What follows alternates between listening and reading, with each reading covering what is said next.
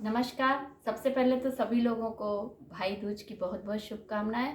हमारे देश में भाई दूज 2 बार मनाई जाती है। एक बार कार्तिक माह की शुक्ल पक्ष की यम द्वितीया और दूसरी ये जो चैत्र माह के कृष्ण पक्ष की भ्रात द्वितीया। ये दोनों ही जो दूज है जो कि भाई दूज कहलाती हैं, दोनों ही भाई बहन के प्रेम से जुड़ी हुई हैं।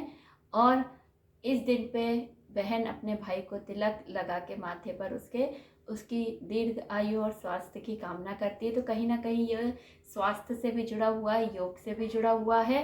तो योगमय जीवन में आज हम भाई दूज की बात करते हैं कि भाई दूज मनाएं और रिश्तों की डोर को भी मजबूत करें।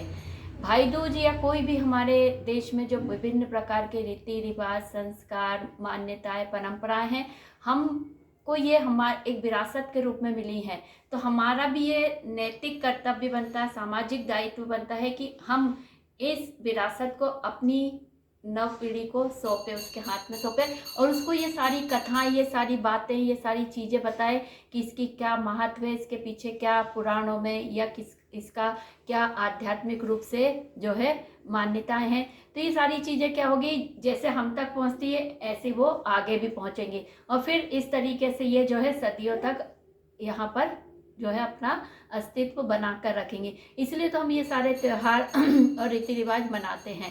तो देखिए कितनी अच्छी हमारी भारतीय संस्कृति, जहाँ पर हर एक रिश्ते के लिए कोई ना कोई तिथि, कोई दिवस, कोई पर्व होता है। और भाई दूज का ये पर्व जो है भाई बहन से जुड़ा हुआ है और ये होली के बाद मनाया जाता है, जिसमें कि भाई बहन के घर आता है और इसमें बहन अपने भाई के माथे पर गुलाल लगाती है।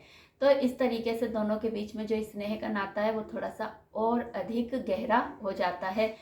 रंग कहने को कच्चे होते हैं लेकिन इनसे जो रिश्ते बनते हैं वो बहुत पक्के होते हैं।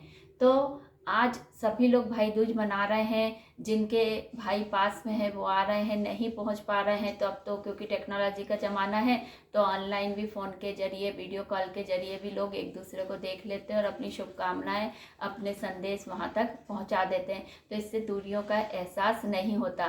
तो ऐसे लोग जो दूर हैं उनको भी आज के दिन का महत्व बताएं और इससे जुड़ी सारी चीज़ों की जानकारी दें कि किस तरीके से जो है इस दिवस को मनाया जाना चाहिए, क्या क्या इसके पीछे जुड़ी हुई चीज़ें हैं।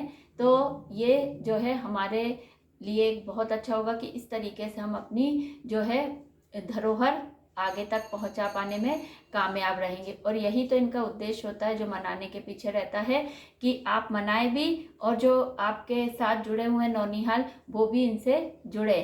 तो इस तरीके से वो कड़ी बन जाती है और फिर अपने आप वो चीज़ें जो है एक के बाद एक हर एक पीढ़ी तक पहुंच जाती है। ऐसे ही तो पीढ़ी दर पीढ़ी हम तक आई है और हमारा माध्यम से वो हमारे आने वाली पीढ़ी तक भी पहुंच रही है और आगे भी पहुंचे, इसकी भी व्यवस्था हमें करनी होगी। तो योगमय जीवन में आज हम भाई दूज की बात कर रहे हैं कि बहनें अपने भाई को तिलक लगाए, उसकी मंगल कामना करें और अपने आसपास या अपने घरों में जो बच्चे हैं, बाल गोपाल हैं, उनको भी इसके बारे में जानकारी दें ताकि सब इससे परिचित हों और इसे बहुत उल्लासपूर्वक मनाएं। तो सबको फिर से एक बार भाई दूज की बहुत बहुत बहुत शुभकामनाएं। धन्यवाद।